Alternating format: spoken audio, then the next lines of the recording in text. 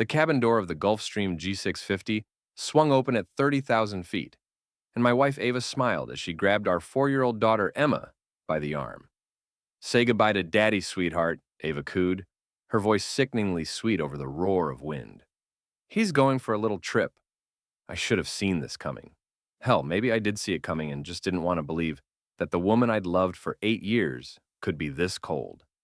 But here I was, Nick Sullivan, former Army Ranger turned security consultant, about to get tossed out of my mother-in-law's private jet, like yesterday's garbage.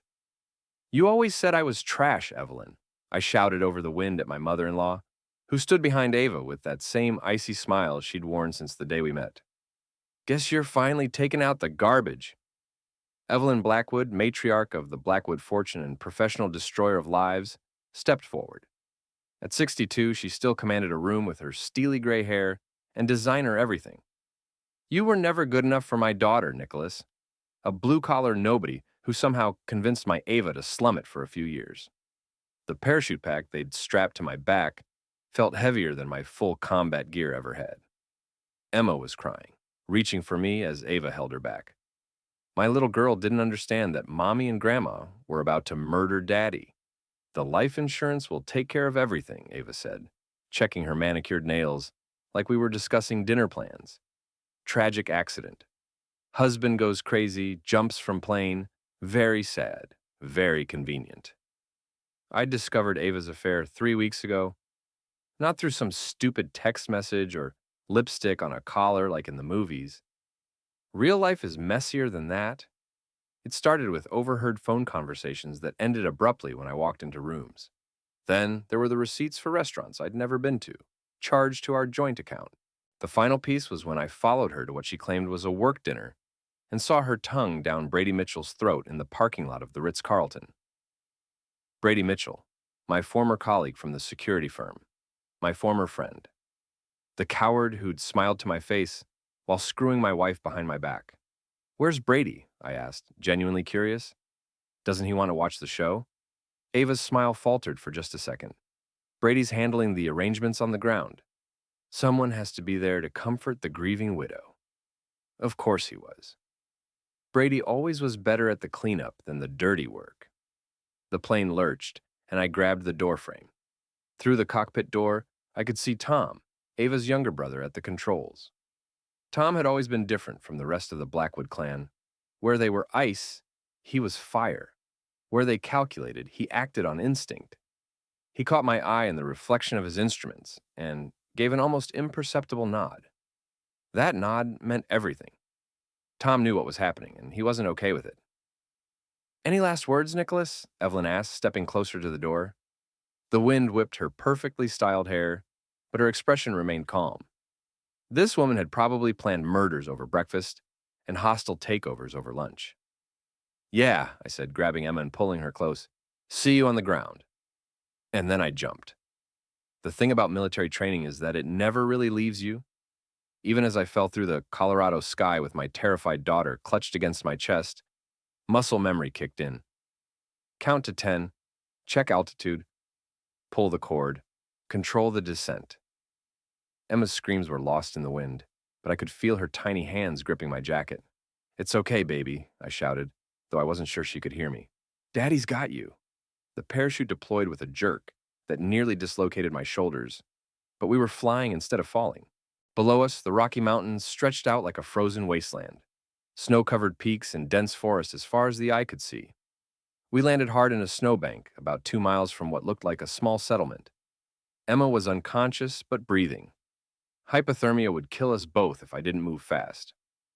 The settlement turned out to be a hunting camp. 3 cabins, a few trucks, and the kind of men who asked questions later and helped first. The camp leader, a grizzled guy named Pete, took one look at us and got us inside by a fire. "Plane crash?" Pete asked, handing me a cup of coffee that tasted like liquid life. "Something like that," I said, checking Emma's pulse. "Still strong, still fighting." Pete nodded like he understood. "We'll get you to a hospital, but first, you might want to see this." He handed me his phone. The news was already reporting my death. Local security consultant Nicholas Sullivan and his daughter presumed dead after falling from private aircraft. Wife and family devastated by tragic accident. There was Ava on the screen, dabbing her eyes with a tissue, while Brady stood supportively behind her, the grieving widow and her devoted friend. The performance was Oscar-worthy. "Looks like you're a ghost now," Pete said. "Good," I replied, watching my wife lie to the cameras. "Ghosts can do things the living can't." Emma stirred in my arms, opening her brown eyes that looked so much like mine. "Daddy? Where are we?" "Somewhere safe, sweetheart. Somewhere Mommy can't hurt us anymore." But as I held my daughter and watched my own funeral on the news, I was already planning my resurrection. Ava and her family had made one critical mistake. They'd tried to kill a man trained to survive anything, and they'd hurt his child in the process. The Blackwoods were about to learn that some trash doesn't stay buried. 3 days later, I was officially dead and loving every minute of it.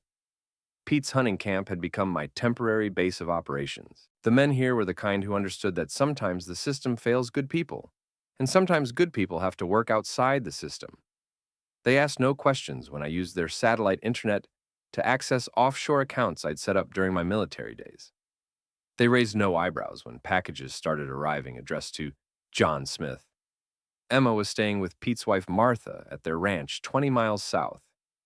As far as she knew, we were on an adventure while Mommy was at work. Kids are resilient like that. They adapt to new normal faster than adults ever could. "Your brother's been trying to reach you," Pete said, handing me a secure phone. "Says it's urgent." Tom had been texting coded messages to a number only he knew about. Military habits die hard, and I'd kept one phone completely off the grid for emergencies. This qualified. "Nick? Jesus Christ, are you alive?" Tom's voice was shaky when I called him back. "Disappointed?" I asked. "Relieved. I thought, when I saw you jump with Emma, I didn't think you'd make it. Your sister and mother underestimated me. Wouldn't be the first time."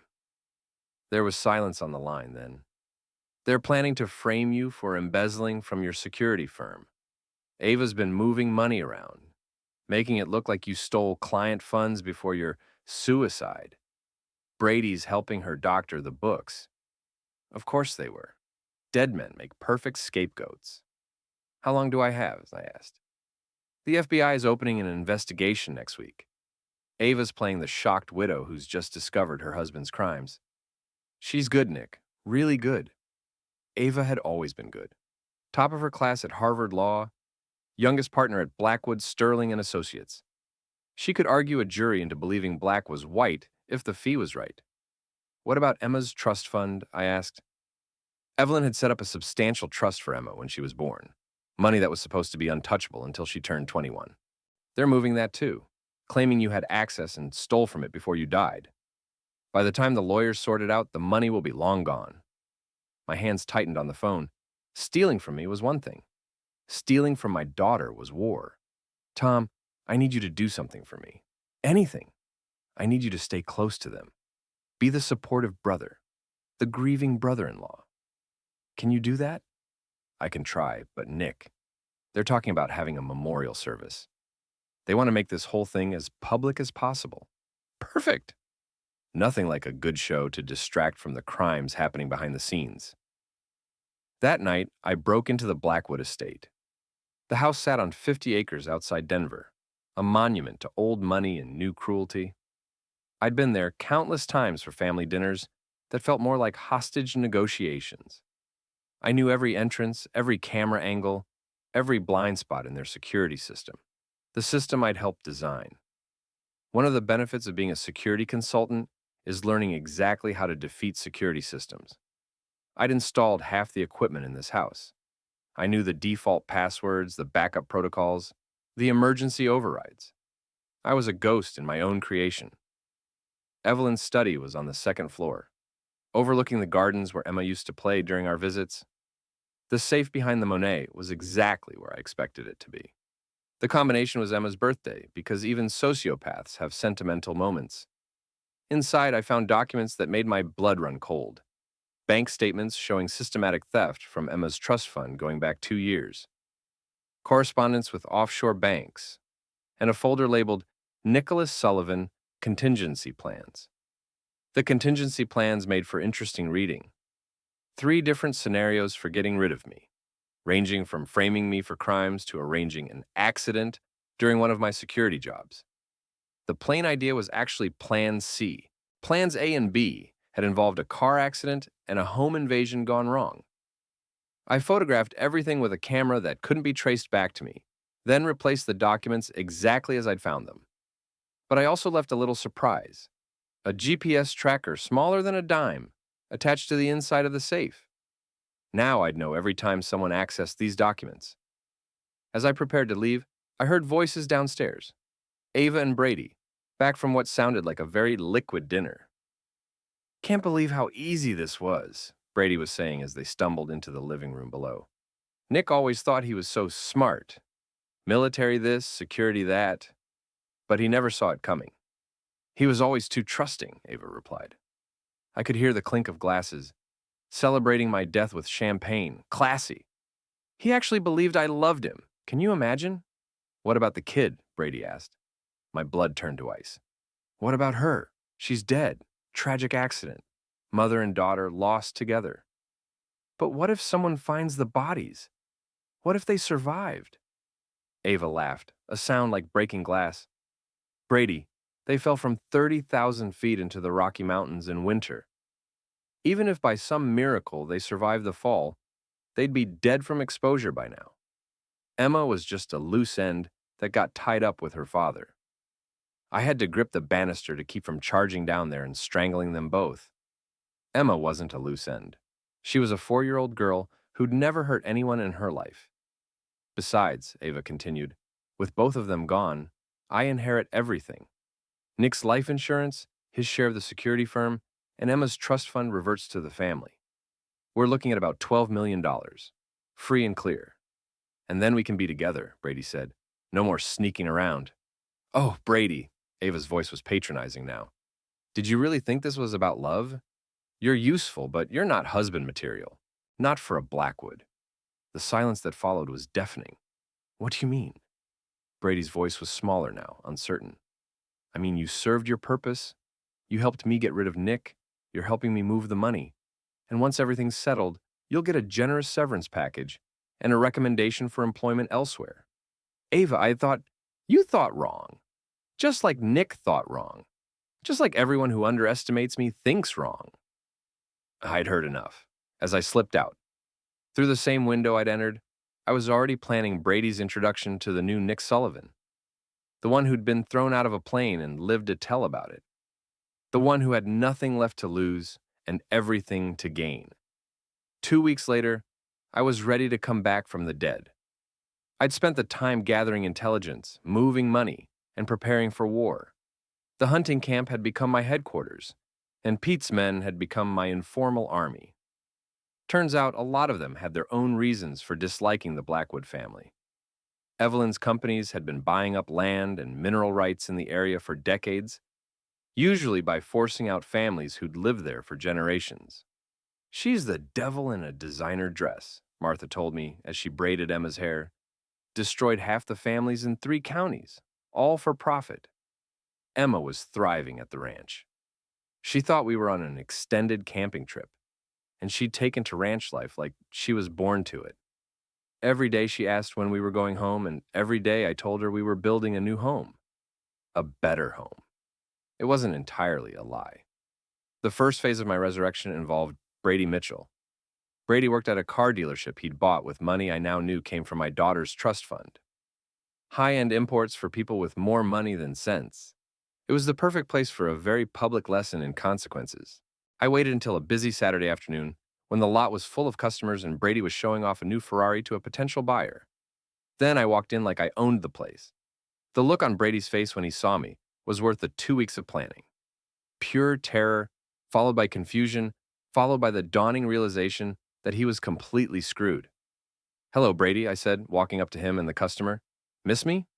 Brady's mouth opened and closed, like a fish out of water.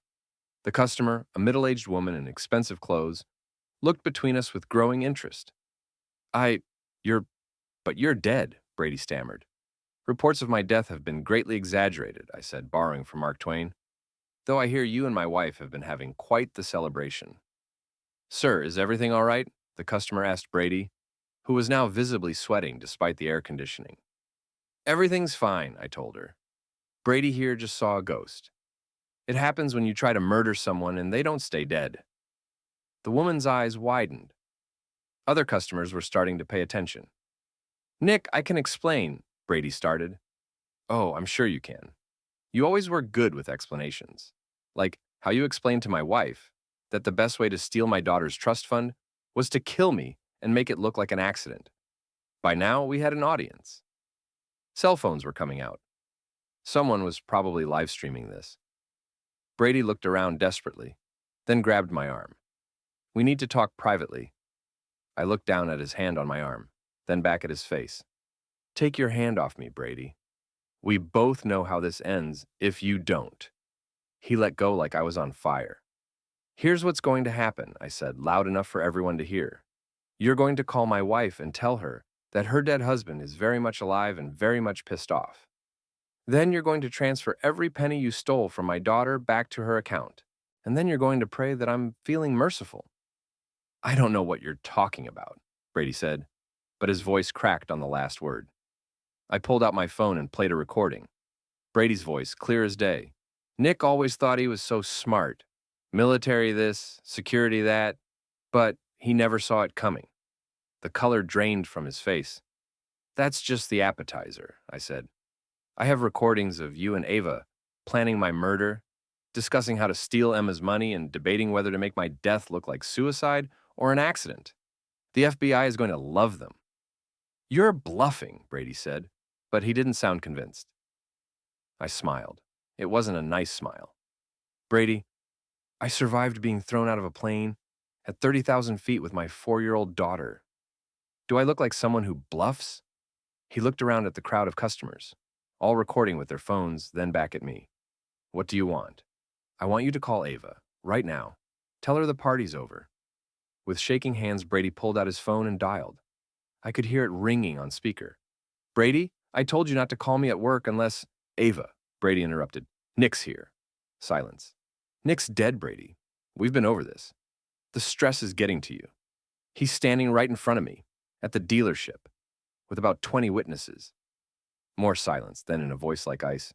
Put him on. Brady handed me the phone with a trembling hand. Hello, darling, I said. Did you miss me? This is impossible. Ava's voice was controlled, but I could hear the fear underneath. A lot of things are impossible until they happen. Like your husband surviving your murder attempt and coming back to take everything you stole. I don't know what game you're playing, but no games, Ava, just consequences. You tried to kill me and my daughter for money. Now I'm going to destroy everything you care about piece by piece until you have nothing left but the knowledge that you brought it all on yourself. I hung up and handed the phone back to Brady. The money gets transferred back to Emma's account by close of business today, I told him. Or tomorrow morning, every news outlet in the country gets recordings of you and my wife planning murder. And if I do transfer it back, then you get to live with the knowledge that you tried to murder a 4-year-old girl for money and failed. Congratulations, Brady. You're officially the worst person I know, and I've known some real bastards. I turned to leave, then stopped. Oh, and Brady, if you even think about running, remember that I found you once. I can find you again. As I walked out of the dealership, I could hear the crowd buzzing with excitement. By tonight, this would be all over social media. By tomorrow, it would be news. My resurrection was about to go viral. The video of my confrontation with Brady went viral within hours. Dead man confronts wife's lover was trending on every social platform. News outlets were calling it everything from a hoax to the story of the year. Ava's law firm was in crisis mode. Having a partner accused of attempted murder tends to be bad for business, especially when there's video evidence and the victim is very much alive and talking to reporters. I'd given one interview to a local news station where I laid out the basic facts. My wife and her mother had thrown me and my daughter out of a plane thinking we were dead, so they could steal our money and collect life insurance. I had recordings, documents, and witnesses. The FBI was investigating. What I didn't mention was that I was just getting started. Tom called me that evening. Jesus, Nick, Ava's going insane. She's locked herself in her office, screaming at lawyers. Mother's called an emergency board meeting. The whole family's in meltdown mode. Good, I said. How are they explaining my miraculous resurrection? They're claiming you faked your own death to frame them, that you jumped from the plane with Emma as part of some elaborate scheme to steal money and destroy the family. I laughed. Right. Because jumping out of a plane at 30,000 feet with a 4-year-old is definitely the smart way to fake your death. The lawyers don't think it'll hold up, but they're going to try. Ava's claiming you were abusive, that she was afraid of you, that everything she did was in self-defense. Classic Ava. When caught red-handed, blame the victim. What about Brady? He transferred the money back to Emma's account this morning. All of it. Then he disappeared. Word is he's headed to Mexico. That was disappointing. I'd been looking forward to round 2 with Brady, but Mexico was probably the smartest thing he'd ever done. Tom, I need you to do something for me. Name it. There's going to be a family meeting tomorrow night. Emergency board meeting for Blackwood Industries. I need you to make sure I'm invited. Nick, they'll have security. They'll have lawyers. It'll be a trap. I'm counting on it. The Blackwood Industries headquarters was a gleaming tower of glass and steel in downtown Denver. 40 floors of corporate power, built on 4 generations of ruthless business practices and strategic marriages. I arrived at 7 p.m. sharp, dressed in my best suit and carrying a briefcase full of evidence. The security guards at the front desk looked nervous when they saw me. Nicholas Sullivan to see the board, I told them. One of them made a phone call, spoke quietly, then nodded. 40th floor, sir. They're expecting you. The elevator ride to the top felt like ascending to heaven, if heaven was full of lawyers and sociopaths. The boardroom was exactly what you'd expect from a company worth billions. Mahogany table that could seat 20, windows overlooking the city, portraits of dead Blackwoods staring down with disapproval. Evelyn sat at the head of the table, flanked by lawyers and board members. Ava was to her right, looking like she hadn't slept in days. Tom was near the back, trying to blend into the woodwork. Nicholas, Evelyn said as I entered. How unexpected. Hello, Evelyn, Ava, ladies and gentlemen. I nodded to the board members, most of whom looked like they'd rather be anywhere else. Thank you for having me. I know my resurrection has been inconvenient for everyone. We're prepared to discuss terms, one of the lawyers said. A thin man with expensive glasses and the personality of a tax audit. Our clients are willing to consider a settlement in exchange for your silence about recent misunderstandings. Misunderstandings? I set my briefcase on the table and opened it. Is that what we're calling attempted murder now? I pulled out a stack of photographs, bank statements, offshore accounts, correspondence between Ava and Brady, the contingency plans from Evelyn's safe. These are copies, I said, distributing them around the table. The originals are with the FBI, along with audio recordings of your daughter and her boyfriend discussing my murder. The board members looked at the documents with growing horror. One of them, an elderly man I recognized as the company's longest-serving director, stood up. Evelyn, if this is true, he began. It's all lies, Evelyn snapped. Nicholas is a disturbed individual who's been planning this elaborate frame-up for months. Really? I pulled out my phone and connected it to the room's sound system. Let's hear what your daughter had to say about that. Ava's voice filled the room. He actually believed I loved him. Can you imagine? Then Brady. What about the kid? Then Ava again. What about her? She's dead. Tragic accident. Mother and daughter lost together. The silence in the room was deafening. That's taken out of context, Ava said weakly. Context? I played another clip, Ava's voice. We're looking at about $12 million free and clear. One by one, the board members were standing up and leaving. These were business people, not criminals. They knew a sinking ship when they saw one. Where are you going? Evelyn demanded as the exodus continued. To call our lawyers, the elderly director said, to distance ourselves from this madness. Within 5 minutes, only family remained. Evelyn, Ava, Tom, and me. You've destroyed us, Evelyn said, her composure finally cracking. 4 generations of building this company, and you've destroyed it all. I didn't destroy anything, I replied. You did that when you decided to murder your granddaughter for money. Emma's not even your biological daughter. Ava screamed, finally losing control. She's Brady's. I've been lying to you for 5 years. The room went dead silent. Tom was staring at his sister in horror. Evelyn looked like she'd been slapped, and I started laughing. You think that matters? I asked when I could speak again. You think DNA determines who's a father? I've been Emma's dad since the day she was born. I've changed her diapers, read her bedtime stories, held her when she had nightmares. I've protected her from monsters under the bed and monsters in her own family. I stood up and walked around the table until I was standing directly in front of Ava. She calls me Daddy. She trusts me. She loves me. And I love her more than my own life. That makes her my daughter in every way that matters. Ava was crying now, mascara running down her cheeks. I never meant for any of this to happen. Yes, you did. You planned every bit of it. The only thing you didn't plan for was me surviving. I turned to Evelyn. The FBI will be here tomorrow morning with warrants. For your arrest, for Ava's arrest, and to seize all company records. By this time next week, Blackwood Industries will be in federal receivership. You can't prove anything, Evelyn said, but her voice lacked conviction. I can prove everything. The embezzlement, the conspiracy, the attempted murder. I have recordings, documents, financial records, and witnesses. I have Brady's confession on video, admitting to helping plan my death. I closed my briefcase and headed for the door.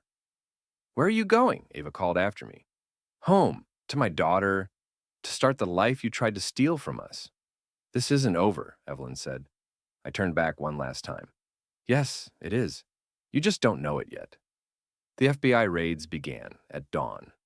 I watched from across the street as federal agents swarmed the Blackwood estate, the corporate headquarters, and Ava's law firm. News helicopters circled overhead like vultures, broadcasting the fall of one of Colorado's most prominent families to the world. Emma was safe at the ranch with Martha, playing with the horses and asking when we could go see the mountains again. She didn't need to see this. She didn't need to know that her mother had tried to kill her for money. My phone rang. Tom.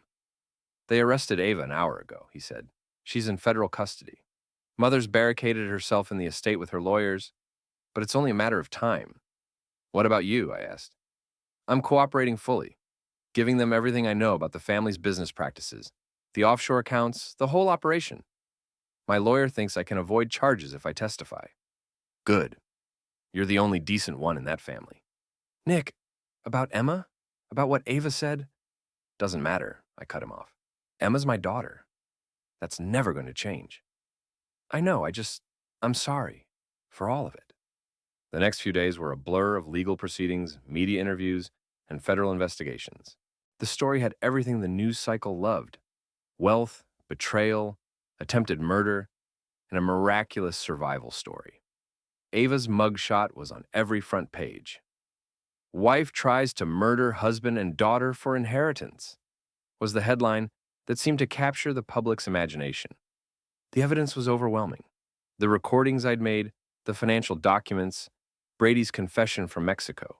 He'd been arrested trying to cross the border, and testimony from multiple witnesses painted a clear picture of premeditated murder and conspiracy. Ava's lawyers tried every defense they could think of: temporary insanity, coercion by her mother, claim that I'd faked my own death. Nothing stuck.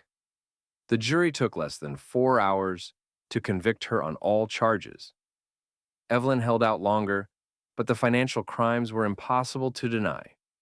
Decades of embezzlement, tax evasion, and fraud had left a paper trail that even the best lawyers couldn't explain away. She was sentenced to 20 years in federal prison. Brady got 15 years for conspiracy and embezzlement. His confession had helped, but not enough to save him from serious prison time. The civil suits came next. Emma's trust fund was restored with interest. The life insurance companies paid out the policies they'd tried to cancel when I died. And the wrongful termination suit against my former security firm netted enough to ensure Emma would never want for anything. But the real victory wasn't financial. 6 months after the trials ended, I was sitting on the porch of our new house, watching Emma play in the yard with our dog, a golden retriever she'd named Ranger. The house was modest by Blackwood standards, but it was ours. No trust funds, no family money, no strings attached. Emma came running up, dirt on her knees and joy on her face. "Daddy, can we go fishing tomorrow?" "Absolutely," I said, pulling her onto my lap. "We can do whatever you want. Even ice cream for breakfast?" "Let's not get crazy." She giggled and hugged me tight. "I love you, Daddy." "I love you too, sweetheart. More than you'll ever know." As the sun set behind the mountains, I thought about the long journey that had brought us here. The betrayal, the fall, the resurrection, and the revenge. It had cost me everything I thought I wanted and given me everything I actually needed. Ava was serving life without parole in a federal penitentiary. Evelyn had died in prison after 2 years, her body finally giving out under the weight of her crimes. Brady was still serving his sentence, probably counting the days until his release and wondering if I'd be waiting for him. I wouldn't be. I had better things to do with my time. The Blackwood Empire was gone, dissolved, and sold off to pay restitution to their victims. The family name, once synonymous with power and wealth, was now associated with greed and murder. But Emma and I were free. Free from their influence, their money, their poison. We were building our own legacy now, one day at a time, one memory at a time. As I carried my sleeping daughter inside and tucked her into bed, I realized that this was what victory looked like. Not revenge, not destruction, but peace. The peace that comes from protecting the people you love and seeing justice done. I kissed Emma's forehead and whispered, "Sweet dreams, baby girl." In the morning, we'd go fishing. We'd make pancakes. We'd live the life that Ava and Evelyn had tried to steal from us. And we'd be happy.